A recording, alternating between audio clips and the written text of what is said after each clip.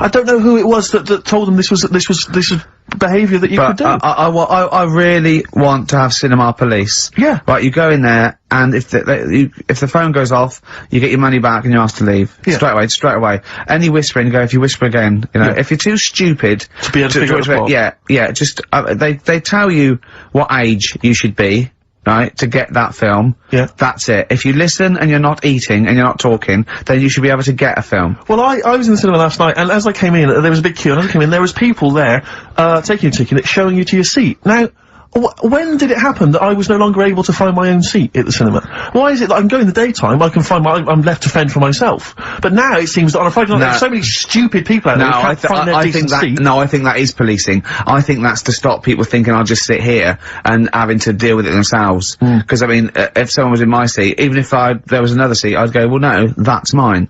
I want lots of policing in social occasions. I want to go into a pub and go, that is too loud, that music. Those people are too annoying, they're standing up, they're too annoying. I remember being in the cinema once and seeing a guy, he's a big fat guy again, he had popcorn, the hot dogs, the Coke, right, and he had it balanced on this little wall that was, sort of separating parts of the cinema, and he was, you know, he was a big fat guy on there, just sat there, I was watching, I think it was Beetlejuice I was watching, right. And, some local hard nuts, they were on the same row, they started kicking the little wall to knock his food off, and I thought, brilliant. Oh no! I think you want to bully fat people. Yeah.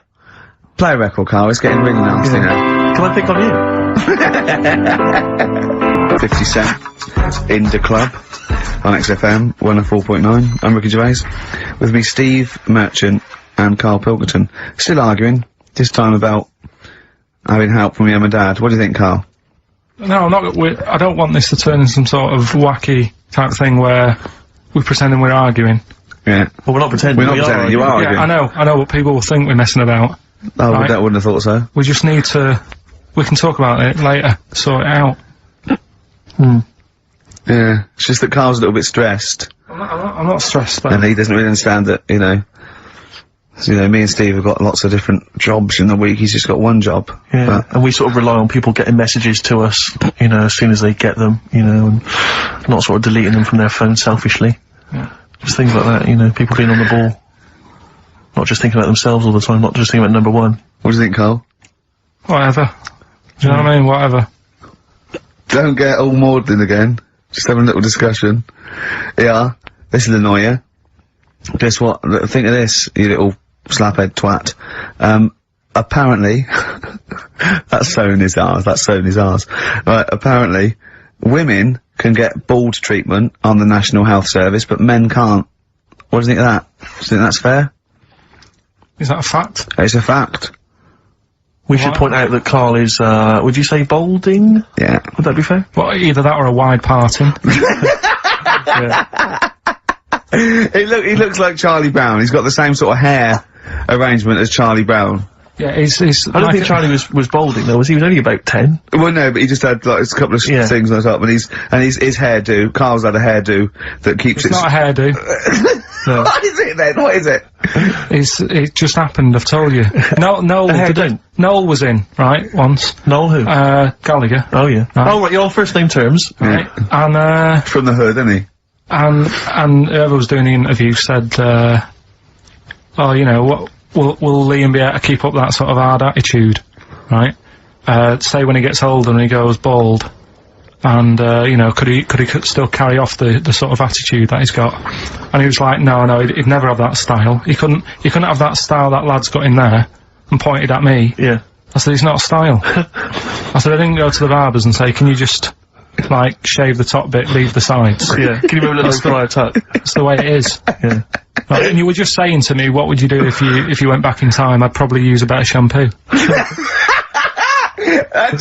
I wish we could tape the conversations we have off air. Yeah. Because, I mean, they are ridiculous. What would you do if you go back in time?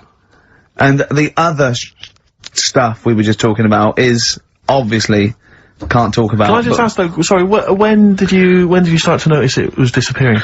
I mean, at what age did it kick in?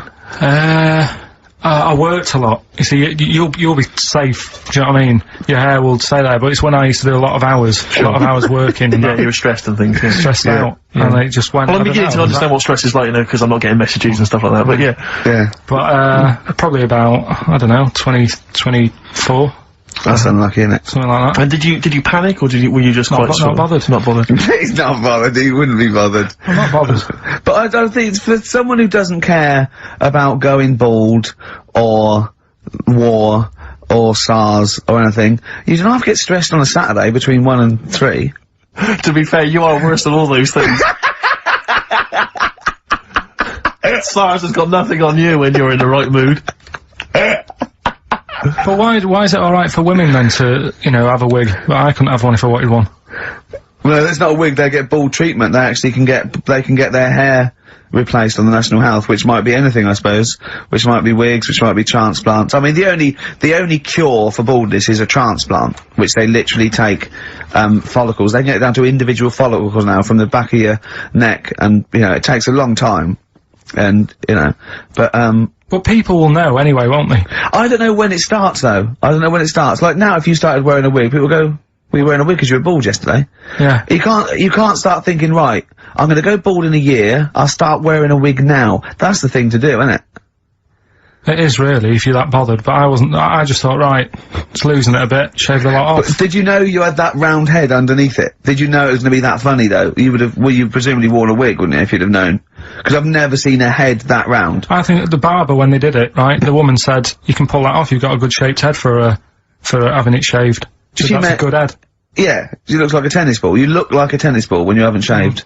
She said if you can pull it off, she said that's like a good thing to see if someone's good looking. If they can have a bald head, it's like Sinead O'Connor, Yeah. right? She can pull it off. There's those sort of things. Do you know what I mean? Telly Savalas. No, but that's like one of the things. If you look good with a bald head, that means you're pretty good looking. Yeah, yeah. And if you can wear a bicycle helmet and look good, that's another thing that, like, you must be pretty good looking to pull that off. But who have you seen in the set bicycle those helmet rules? that you think's good? Who have you seen in the bicycle helmet and thought, oh god, they must be good looking, they're good in the bicycle helmet? Well, Everyone that's what I'm looks good in saying. a bicycle though. helmet. Who? No one looks good, do they, really? It's not a bicycle So helmet. what would you say Brad Pitt would look good in the bicycle helmet? Well, I don't know, I'll have to see.